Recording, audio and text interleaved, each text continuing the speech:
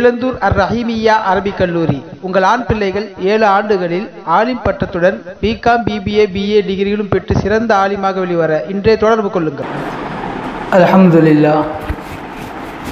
அல்ஹம்துலில்லாஹில் முவஃபிகில் முஈன் வஸ்ஸலாத்து வஸ்ஸலாமு அலா சய்யிதினா முஹம்மதின் ஸாதிகில் அமீன் வ அலா ஆலிஹி வ ஸஹ்பிஹி அஜ்மஈன் வ மன் தபிஅஹும் பி இஹ்சானின் இலா யௌமிddin. அம்மா பஅத்.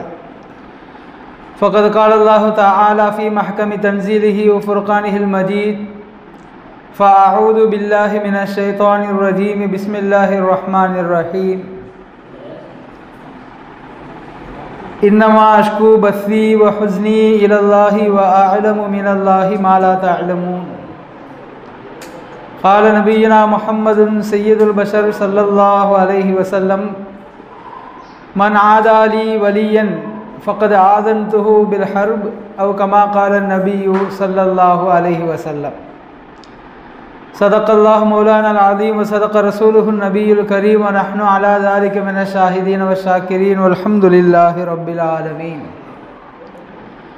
அளவற்ற அருளும் நிகரற்ற அன்பும் இலங்கி திகழ்கிற அல்லாஹ்வின் திருநாமம் உச்சரித்து என் உரையை துவக்கம் செய்கிறேன்.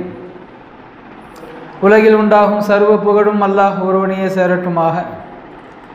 அவனது சாந்தியும் சமாதானமும் கருணையும் ஈடேற்றமும் அகிலத்தின் அருட்கொடையாய் வந்துதித்த அண்ணலும் பெருமான் ரசூலுல்லாஹி ஸல்லல்லாஹு அலைஹி வஸல்லம் அன்னவர்கள் மீதும், அன்னாரின் வழி நடந்த உத்தம சத்திய சஹாபாக்கள், தாபிஈன்கள், தபஉ தாபிஈன்கள், நாதாக்கள், நல்லவர்கள், அவுலியாக்கள், இமாம்கள், குறிப்பாக சிறப்பான இச்சபையில் ஒன்று சேர்ந்திருக்கக்கூடிய மேலும் வரவிருக்கக்கூடிய நம் அனைவர் மீதும் அனைவர் குடும்பத்தார் மீதும் இன்றென்றும் நிறைவாக நிலவட்டுமாக. ஆமீன். அன்பிற்கும் இறை நேசத்திற்கும் தகுதியான சகோதரர்களே, ஜமாத்தார்களே, அல்லாஹ்வின் பேருபகாரம் மீண்டும் ஒரு முறை அவனது இல்லத்தில் அமர்ந்து அவனை பற்றியும் அவனது தூதர் ஹபீப் ஸல்லல்லாஹு அலைஹி வஸல்லம் அவர்களை பற்றியும் அவர்களின் திருத்தோழர்கள் மற்றும் இறைநேச பெருமக்களை பற்றியும் பேசவும் கேட்கவும் வாய்ப்பளித்திருக்கிறான். நாம் பேசுகின்ற கேட்கின்ற விஷயங்களின் பிரகாரம் வாழ்க்கையை அமைத்து கொள்ள வேண்டும் என்பதை ஆரம்ப உபதேசமாக எனக்கும் உங்களுக்கும் கூறிக்கொள்கிறேன். அன்பிற்குரியவர்களே, இன்னும் ஒரு சில தினங்களில் ரபியுல் அவ்வல் மாதம் முடிந்து ரபியுல் ஆஹிர் மாதம் துவங்குகிறது. கண்மணி நாயகம் ரசூலுல்லாஹி ஸல்லல்லாஹு அலைஹி வஸல்லம் அவர்கள் பிறந்த ரபியுல் அவ்வல் மாதம் முடிந்து இறைநேச பெருமக்கள், குறிப்பாக உலகில் உள்ள இறைநேசர்களுக்கெல்லாம் தலைவர் கௌசுல் ஆலம் அப்துல் காதிர் ஜீலானி கத்தஸல்லாஹு சிர்ரஹுல் அசீஸ் அவர்கள் பிறந்த மாதத்தை அடையவிருக்கிறோம். அன்பிற்குரியவர்களே, ரபியுல் ஆஹிர் என்பது வலிமார்களின் மாதம் என்று வர்ணிக்கப்படுவதுண்டு. அதில் ஏராளமான வலிமார்கள் பிறந்திருக்கிறார்கள். அவர்களின் நினைவு தினம் அதிலே அடங்கியிருக்கிறது. இந்த நேரத்தில் உலகில் வாழுகிற சாதாரண முஸ்லிம்கள், பாமர முஸ்லிம்கள், நாமும் இறைநேசர்களாக மாற முடியுமா? அப்படி மாறுவதற்கு நம்மிடம் இருக்க வேண்டிய நற்குணங்கள் என்ன என்பதை குறித்து இந்த வார ஜும்ஆவில் சில விஷயங்களை தெரிந்து கொள்ளவிருக்கிறோம். அன்பிற்குரியவர்களே, இறைநேசர்கள் என்றால் யார் என்று திருக்குர்ஆனில் அல்லாஹ் நமக்கு விவரித்து சொல்கிறான். அலா, அறிந்து கொள்ளுங்கள், இன்ன அவுலியா அல்லாஹி, நிச்சயமாக இறைவனின் நேசர்கள் என்று சொல்லப்படுகிற வலிமார்கள், லா ஹவுஃபுன் அலைஹிம் வலாஹும் யஹ்ஸனூன், அவர்களுக்கு எந்த பயமும் இருக்காது, அவர்களுக்கு எந்த கவலையும் இருக்காது. அல்லதீன ஆமனு வ கானு யத்தகூன், ஈமான் கொண்டிருப்பார்கள், ஈமான் கொண்டதோடு இறையச்சத்தில் நிலைத்திருப்பார்கள் என்று அல்லாஹ் தொடர்ச்சியாக சில வசனங்களில் இறைநேசர்களை குறித்து திருக்குர்ஆனிலே நமக்கு அறிமுகப்படுத்துகிறான். இறைநேசர்கள் என்றால் யார்? நபி ஸல்லல்லாஹு அலைஹி வஸல்லம் அவர்கள் உட்பட அல்லாஹ்வினால் சமூகத்திற்கு நேர்வழி காட்டுவதற்காக அனுப்பப்பட்டவர்களுக்கு தூதர்கள், நபிமார்கள் என்று நாம் சொல்கிறோம். இந்த நபிமார்கள் பாவங்களிலிருந்து முழுமையாக பாதுகாக்கப்பட்டவர்கள். அவர்கள் பாவம் செய்ய மாட்டார்கள். அவர்களுக்கு அடுத்த அந்தஸ்தில் உள்ளவர்களுக்கு நபி தோழர்கள், சஹாபாக்கள் என்று பெயர். யார் ரசூலுல்லாஹி ஸல்லல்லாஹு அலைஹி வஸல்லம் அவர்களை ஜீவிய காலத்திலேயே நேரில் பார்த்து திருக்கலிமாவை மொழிந்து முஸ்லிமானார்களோ அவர்களுக்கு சஹாபாக்கள், நபி தோழர்கள் என்று சொல்லப்படும். 1,24,000 பேருக்கும் மேற்பட்டவர்கள் வாழ்ந்திருக்கிறார்கள். இவர்களும் பெருமானார் ஸல்லல்லாஹு அலைஹி வஸல்லம் அவர்களுடைய சுஹபத் என்கிற நிரந்தர தொடர்பில் இருந்ததால் பாவம் செய்யாதவர்கள் சில நேரத்தில் பாவங்கள் செய்திருக்கிறார்கள். அந்த பாவங்களுக்கு தண்டனை எப்படி நிறைவேற்றப்படுகிறது என்பதற்காக அவர்கள் பாவம் செய்யும் விதமாக அல்லாஹ் அவர்கள் வாழ்க்கையை அமைத்தான் என்று அதற்கு ஒரு காரணமும் உண்டு. இந்த சஹாபாக்கள் அனைவரும் நேர்வழி பெற்றவர்கள். கண்மணி நாயகம் ஸல்லல்லாஹு அலைஹி வஸல்லம் சொல்வார்கள், அஸ்ஸஹாபத்து குல்லுஹும் அதூல். எனது தோழர்கள் ஒவ்வொருவரும் நேர்மையானவர்கள், நீதமானவர்கள், சொர்க்கத்திற்கு தகுதியானவர்கள். திருக்குர்ஆனிலும் அல்லாஹ் ரலியல்லாஹு அன்ஹும் வரது அன்ஹு, அல்லாஹ் அவர்களை பொருந்தி கொண்டான், அவர்கள் அல்லாஹ்வை பொருந்தி கொண்டார்கள் என்று சொல்லிவிட்டார். எனவே சஹாபாக்கள் விஷயத்திலும் அவர்களுடைய ஈமானை பரிசோதித்து பார்ப்பதற்கோ சந்தேகிப்பதற்கோ நமக்கு தகுதி இல்லை. அவர்கள் நிச்சயமாக சொர்க்கவாசிகள். மூன்றாவது, இறைநேசர்கள் விஷயத்தில் நமது சுன்னத் ஜமாத் சொல்கிற கொள்கை என்ன? உலகில் வாழுகிற முஸ்லிம்களில் யாரும் நபிமார்களுடைய ஈமானை குறித்து கேள்வி எழுப்புவது கிடையாது. அவர்கள் பாவங்களிலிருந்து பாதுகாக்கப்பட்டவர்கள். நபித்தோழர்கள் விஷயத்திலையும் பெரும்பாலான முஸ்லிம்களுக்கு எந்த சந்தேகமும் கிடையாது. ஷியாக்கள் போன்ற சிலர் மட்டும் சில சஹாபாக்களை இவர்கள் வழிதவறிவிட்டார்கள் என்று சொல்வார்கள். அது வழிகட்ட கொள்கை. பெரும்பாலும் முஸ்லிம்களுக்கு மத்தியில் பிளவு வருவது எங்கு என்றால் இறைநேசர்கள் விஷயத்தில்தான். இறைநேசர்கள் குறித்து அல்லாஹ் தெளிவாக நமக்கு அறிமுகப்படுத்தி இருக்கிறார். இறைநேசர்கள் என்பவர்கள் சஹாபாக்களின் அந்தஸ்தை பெறமாட்டார்கள். அதே நேரத்தில் பாமர முஸ்லிம்களை விட ஈமானில் தரம் உயர்ந்தவர்கள். இது நமது சுன்னத் ஜமாத்துடைய கொள்கை. இறைநேசர்களுடைய பரக்கத்தால் அவர்களுடைய வாழ்க்கை, அவர்களுடைய நடைமுறைகள், அவர்கள் வாழ்ந்த இடம், அவர்கள் உபயோகப்படுத்திய பொருட்கள் மூலமாக அல்லாஹ்விடத்தில் நாம் பரக்கத்தை தேட முடியும். நமது ஹாஜத்துகளை சொல்லி துவா கேட்க முடியும். இது நமக்கு அல்லாஹ் ரசூல் சொல்லி தந்திருக்கிற கொள்கை. இறைநேசர்களுக்கு நபிமார்கள் எப்படி மோஜிசா என்கிற அற்புதங்கள் செய்வார்களோ அதே போல கராமத் என்கிற அற்புதங்களை நிகழ்த்துகிற ஆற்றலை அல்லாஹ் வழங்கி இருக்கிறான்.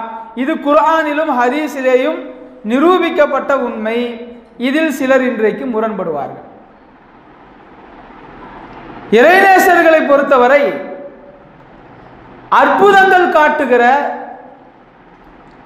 பல நூறு பல ஆயிரம் மக்களை இஸ்லாத்திற்குள் கொண்டு வருகிற பெரும் பெரும் இறைநேசர்கள் விஷயத்தில் பெரும்பாலும் யாருக்கும் கருத்து வேறுபாடு வருவது கிடையாது. ஏனென்றால் அவர்களுடைய வாழ்க்கை பரிசுத்தமானது என்பதை அப்பட்டமாக அனைவரும் அறிந்திருப்போம்.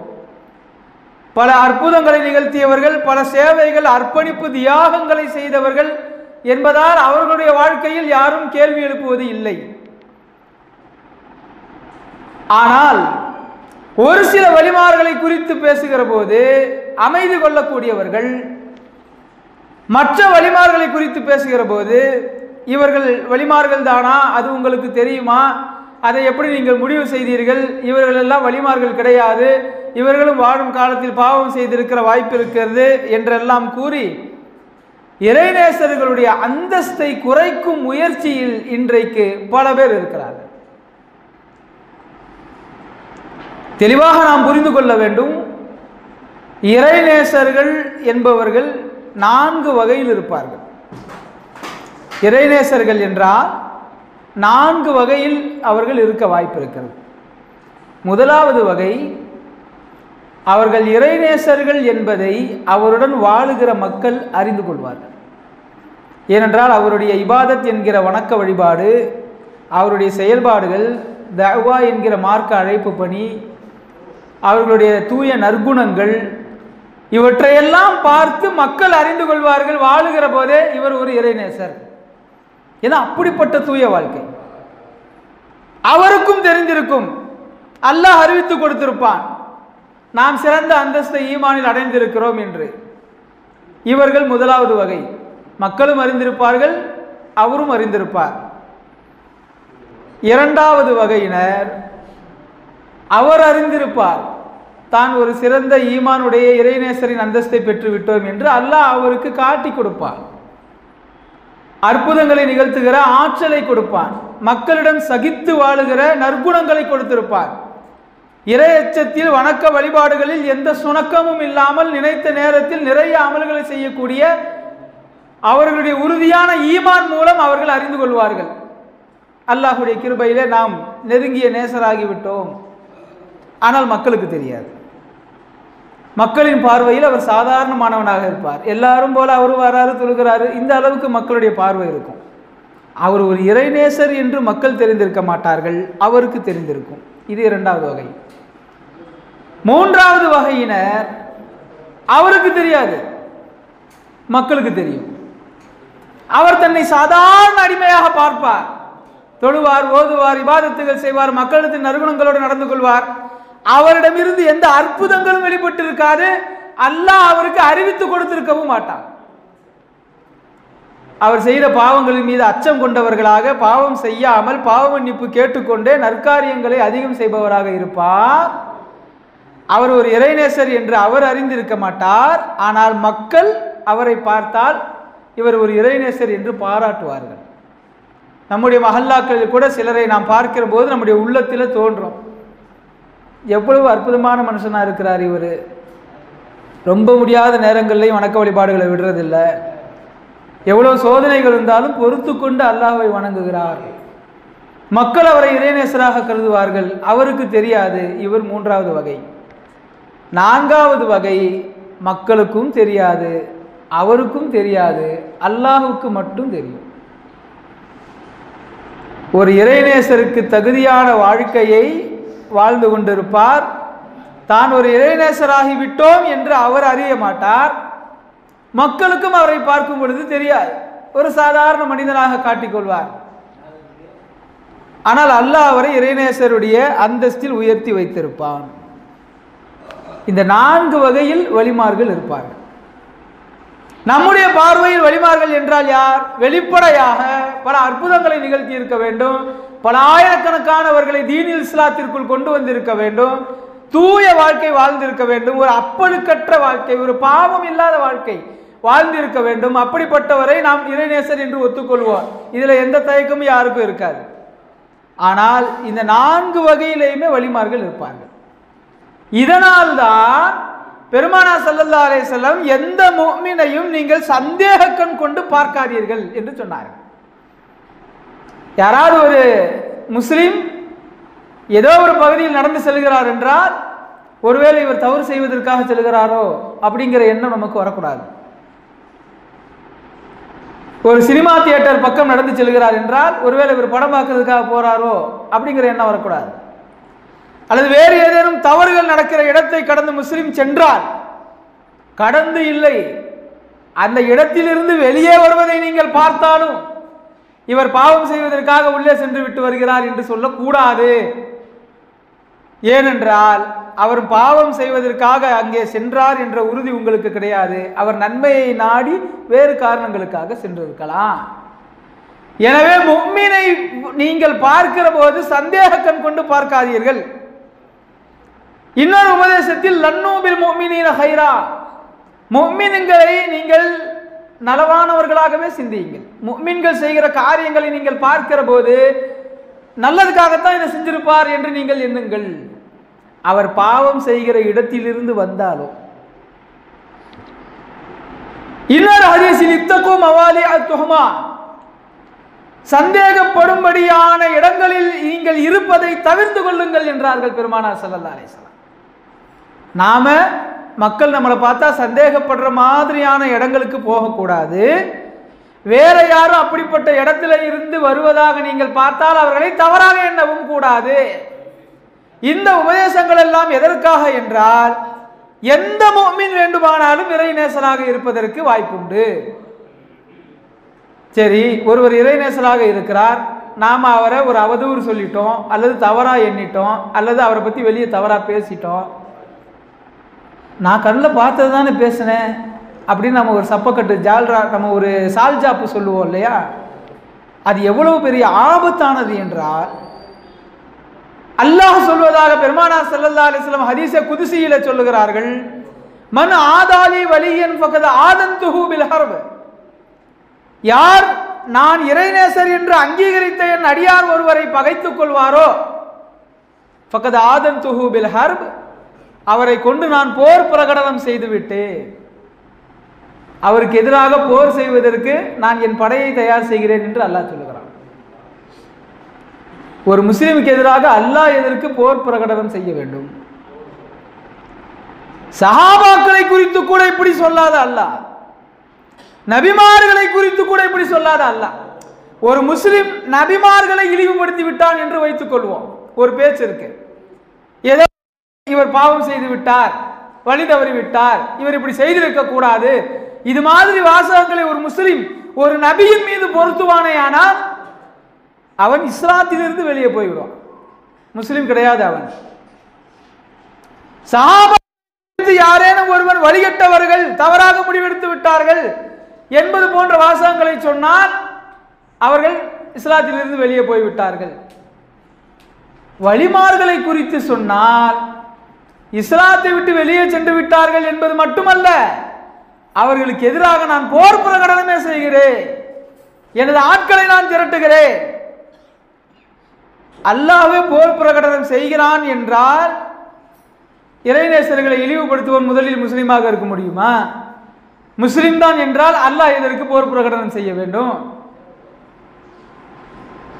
அப்போ நபிமார்கள் வலிமார்கள் குறித்து பேசுகிற நாவு இறைநேசர்களை குறித்து அதிகமாக பேசிவிடும் என்பதால் தான் உச்சபட்ச எச்சரிக்கையாக அல்லாஹ் கண்டிப்பதற்கு, அடுத்த முஃமின்கள் விஷயத்தில் வார்த்தைகளை சுலபமாக விட்டுவிடக் கூடாது என்பதற்கு எந்த அளவிற்கு எச்சரிக்கை செய்கிறான்? நீங்க பேசுகிற வார்த்தைக்காக உங்களோடு நான் போர் செய்ய போகிறேன். அல்லாஹ் போர் செய்தால் எங்கே நாம் நிற்க முடியும்? அதனால்தான் முஃமின்கள் விஷயத்தில் நாம் வார்த்தையை கையாள்வதில் மிகுந்த கவனம் கொள்ள வேண்டும். போகிற போக்கில் நாம் பல நேரங்களில் பல பேரை பற்றி பேசி விடுவோம். அவர் செய்கிறது சரியில்லை, இவர் செய்கிறது சரியில்லை, அடுத்தவர்கள் செய்கிற நல்ல காரியங்களில் கூட குறை கூறுகிற பழக்கம் நம்மில் பலருக்கும் உண்டு. நாம நல்லது செய்ய மாட்டோம், நல்லது செய்யறவங்க விஷயத்திலே ஏதாவது பேசுவோம். அதை சாதாரணமாக அன்றாடம் அனைவரும் பேசக்கூடிய ஒன்றாகத்தானே இருக்கிறது என்று நாம் நினைத்தால் அதற்குத்தான் பதிலளிக்கும் விதமாக அல்லாஹ் சொல்லுகிறான், உன் பார்வையில் அது சாதாரணம், என் பார்வையில் அது உன்னை இஸ்லாத்திலிருந்து வெளியே தள்ளி என்னை முழு எதிரியாக உன்னை நினைக்க வைத்து விடுகிறது. போரே புரியவேன்னா அப்ப முழு எதிரி தானே அர்த்தம். எனவே முஃமின்கள் விஷயத்தில், குறிப்பாக இறைநேசர்கள் விஷயத்தில் தடித்த வார்த்தைகளை பயன்படுத்துவதோ, அவர்கள் இறைநேசர்கள் இல்லை என்று சொல்வதோ அல்லாஹ்வின் கோபத்தை பெற்றுத்தரக்கூடியது ஒன்று என்பதை நாம் விளங்க வேண்டும். இப்போ நாம் இறைநேசராக வேண்டுமானால் என்ன செய்ய வேண்டும்? முதல் விஷயம், இவ்வளவு நேரம் நாம் சொல்லி வந்ததுதான், அடுத்த முஃமின்களை மதிக்க தெரிய வேண்டும். எந்த அளவிற்கு என்றால், ஒரு இறைநேசர் சொல்லுகிறார்கள், நீங்கள் மஸ்ஜிதிற்கு சென்றால் இங்கே வந்திருக்கக்கூடிய தொழுகையாளிகளிலேயே இழிவான ஈமான் உள்ளவன், தரம் குறைந்த ஈமான் உள்ளவன் நான் தான் என்று நீங்கள் நினைக்க வேண்டும். ஒரு 100 பேர் தொழுகிறார்கள் என்றால் இந்த 100 பேர்லேயே ரொம்ப குறைஞ்ச பலகீனமான ஈமான் உள்ளவன் நான் தான் அப்படின்னு நீங்க நினைக்கணும். ஒரு 1000 பேர் வாழ்கிற மஹல்லாவில் நீங்கள் வாழ்கிறீர்கள் என்றால் ஈமானில் பலகீனமானவன் நான் தான் என்று நீங்கள் நினைக்க வேண்டும். என்னை விட அனைவரும் சிறந்தவர்கள், நான் தான் பாவம் அதிகமாக செய்பவன். இந்த எண்ணம் இருக்க வேண்டும் என்பதற்கு தான் பெருமானார் ஸல்லல்லாஹு அலைஹி வஸல்லம் சஹாபாக்களுக்கு துஆவை கற்றுத் தந்தார்கள். அல்லாஹ்வே என் பார்வையில் என்னை சிறியவனாக ஆக்கு, மக்களின் பார்வையில் என்னை பெரியவனாக, மதிப்புள்ளவனாக, கண்ணியமானவனாக ஆக்குகின்றார். அல்லாஹும்ம ஜஅல் ஃபீ ஐனி ஸகீரா வ ஃபீ ஆயுனின் நாஸி கபீரா. என் பார்வையில் என்னை சிறியவனாக காட்டு. தற்பெருமை எனக்கு வந்துடக்கூடாது. நான் தான் சிறியவன், நான் தான் பலகீனமானவன் ஈமானில் என்று நினைக்க வேண்டும். மக்களின் பார்வையில் என்னை கண்ணியமானவனாக ஆக்கு என்று பெருமானார் துஆ கேட்டார்கள், கேட்க சொன்னார்கள். இது முதல் பண்பு. நாம் இறைநேசராக ஆகுவதற்கு நமது ஈமான் பலகீனமான ஈமான் என்று நினைக்க வேண்டும். அப்படி நினைக்கிறதுனால என்ன பிரயோஜனம்னா, நம்முடைய ஈமானை மேற்கொண்டு மேற்கொண்டு உரம் சேர்ப்பதற்கு, வலு சேர்ப்பதற்கு அது காரணமாக அமையும். நாம் நல்ல ஈமானில் இருக்கிறோம், நல்ல தரமான ஈமானில் அல்லாஹ்வை அச்சப்படுறோம், நம்மளை விட நிறைய பேர் பாவம் செய்கிறான்னு நினச்சா அந்த இடத்திலேயே நம்முடைய கல்வி தேட்டம் நின்று போயிடும். மேற்கொண்டு மேற்கொண்டு அல்லாஹ்வை நெருங்க வேண்டும் என்கிற எண்ணம் இல்லாமல் போய்விடும். போதும் என்ற மனம் ஈமானில் வரக்கூடாது, அது வந்துவிடும். இரண்டாவது நாம் செய்ய வேண்டியது, இறைநேசராக வேண்டும் என்றால் அல்லாஹ் கொடுக்கிற நிஅமத் அருட்கொடைகளை அடுத்தவர்களிடத்தில் பகிரங்கப்படுத்த வேண்டும். திருக்குர்ஆனிலே அல்லாஹ் சொல்கிறான், அம்மா பி நிஅமதி ரப்பிக ஃபஹத்திஸ். நான் உங்களுக்கு செய்கிற அருட்கொடைகளை மக்களிடத்திலே நீங்கள் பகிரங்கப்படுத்துங்கள். அல்லாஹ் எனக்கு சொந்த வீட்டை கொடுத்திருக்கிறான், அடுத்தவர்களிடத்தில் சொல்லுங்கள் என்று சொல்கிறான். அல்லாஹ் நல்ல வாகனத்தை அல்லாஹ் கொடுத்திருக்கிறான், அடுத்தவர்களிடத்தில் பேசுங்கள். அல்லாஹ் எனக்கு என்னென்ன நலவு செய்திருக்கிறான், கடன் இல்லாத வாழ்க்கையை கொடுத்திருக்கிறான், வறுமை இல்லாத வாழ்க்கையை கொடுத்திருக்கிறான், சின்ன வீடாக இருந்தாலும் சொந்த வீட்டை கொடுத்திருக்கிறான். நான் உங்களுக்கு செய்கிற அருட்கொடைகளை மக்களிடத்தில் நீங்கள் பகிரங்கப்படுத்தி பேசிக்கொண்டே இருங்கள். நாம் சொல்லுகிறோமா? யாராவது கண்ணு வச்சிட போறான்னு இருக்கிறது கூட நம்ம முடிஞ்ச வரைக்கும் வெளியே சொல்றது இல்லை. வியாபாரம் போன வருஷம் வரைக்கும் ஒரு 50,000 ரூபாய் லாபம் வந்தது மாசத்துக்கு, இந்த வருஷத்துல இருந்து ஒரு 75,000 ரூபாய் ஆயிருக்குன்னா அதை நம்ம வெளியே சொல்லுவோமா?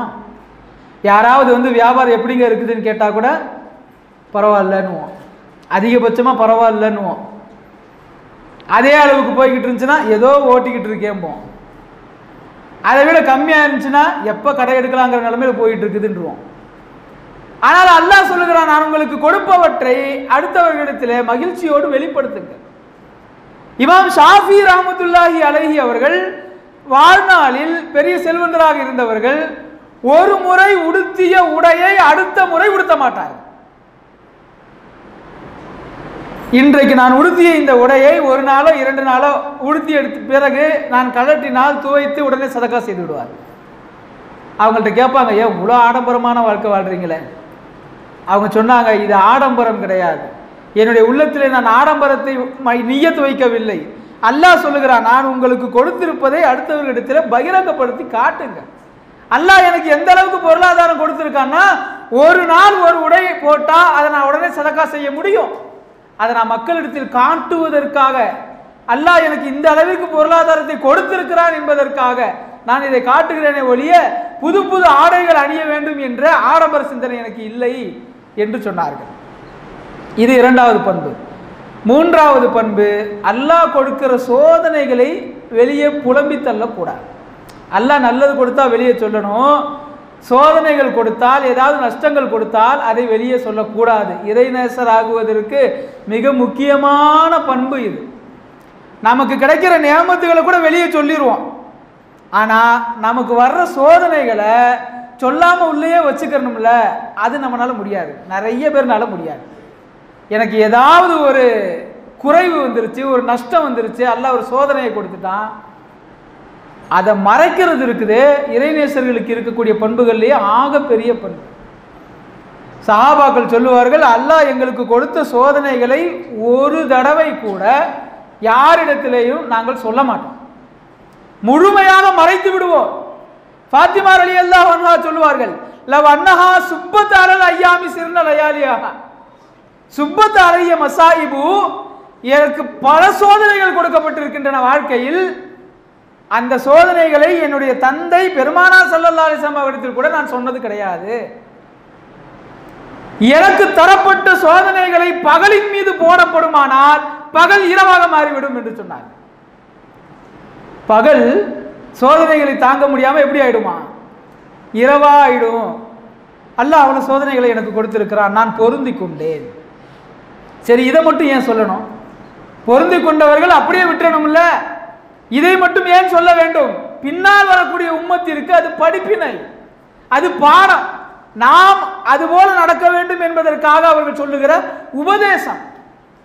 அல்லாஹ் நமக்கு கொடுக்கிற சோதனைகள் மூலமாக விளம்பரம் தேடுவதோ பரிதாபம் தேடுவதோ அடுத்தவர்களிடத்திலே அதை புலம்பி தள்ளுவதோ நம்முடைய ஈமானில் பலத்த சேதத்தை கொடுக்கும். அதில் ஏதாவது பிரயோஜனம் இருக்கான்னு பார்த்தீங்கன்னா சத்தியமாக அதில் எந்த பிரயோஜனமும் கிடையாது. நமக்கு ஒரு கஷ்டம் வந்துருச்சு, அடுத்தவன்கிட்ட சொல்கிறோம், அவன் நமக்காக கஷ்டப்படுவான் அப்படின்னு நீங்கள் நினச்சிங்கன்னா 90% வாய்ப்பு கிடையாது. மற்ற மக்கள் மகிழத்தான் செய்வார்கள். நம்முடைய நெருங்கிய நலன் விரும்பிகள் அதை தெரிந்து கொண்டு நமக்காக துவா செய்வார்கள், அதில் மாற்று கருத்து இல்லை. ஆனால் அல்லாஹ் என்ன சொல்லுகிறான்? உனக்கு என்ன சிரமமாக இருந்தாலும் என்னிடத்தில் சொல், நான் உன் பிடரி நரம்பிற்கு மிக அருகாமையில் இருக்கிறேன்.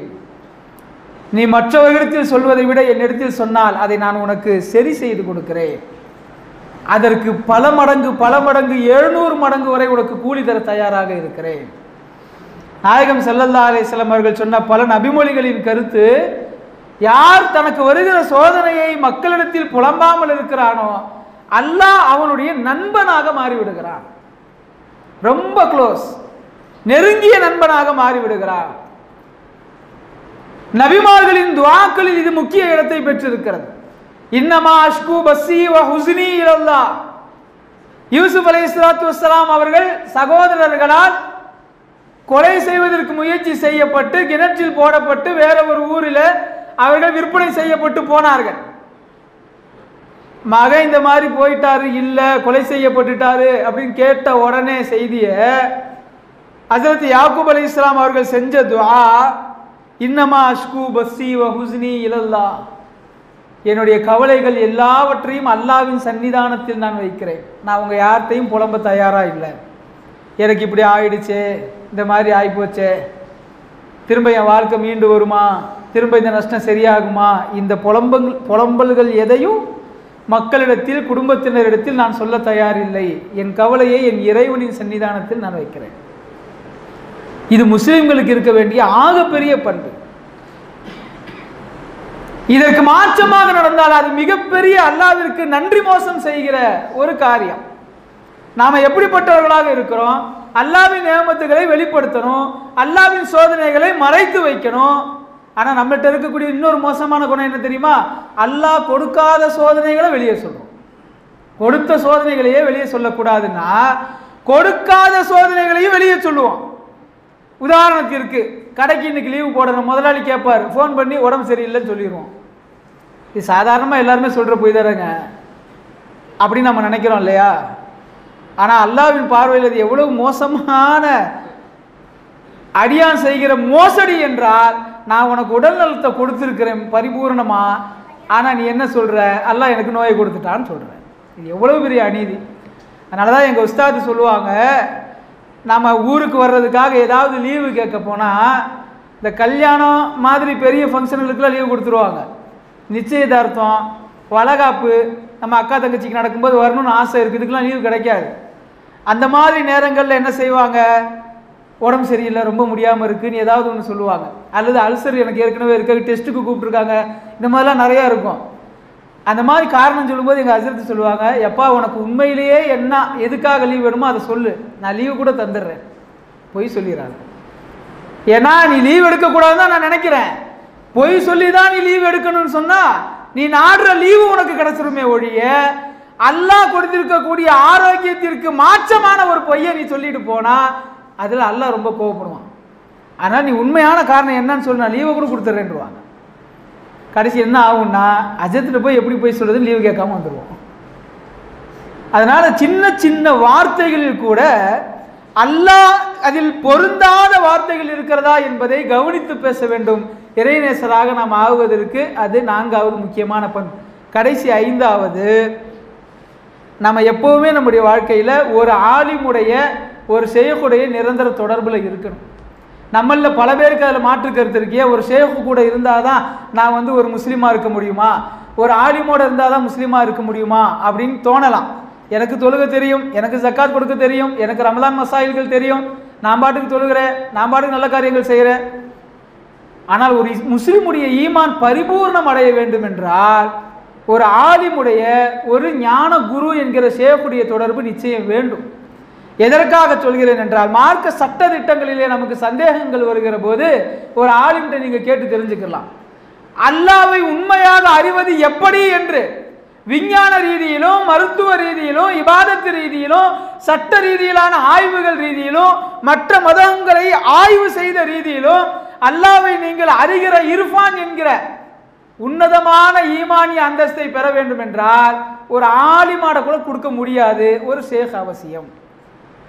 ஆலிம் என்பவர்கள் நூலை படித்து சட்ட திட்டங்களை அறிந்தவர்கள் தானே ஒழிய அல்லாஹ்வை வாழ்க்கையின் எல்லா நிலைகளிலும் அனுபவபூர்வமாக அறிந்தவர்களுக்கு பேர் தான் ஷேக். இந்த 5 பண்புகள் நம்மிடத்தில் வந்தால் நாமும் இறைநேசராக ஆக முடியும். எல்லாம் வல்ல அல்லாஹ் அப்படிப்பட்ட உயர்ந்தவர்களின் பட்டியலில் நம் அனைவரையும் சேர்த்து அருள் புரிவானாக. ஆமீன். வாஹிரு தஅவானா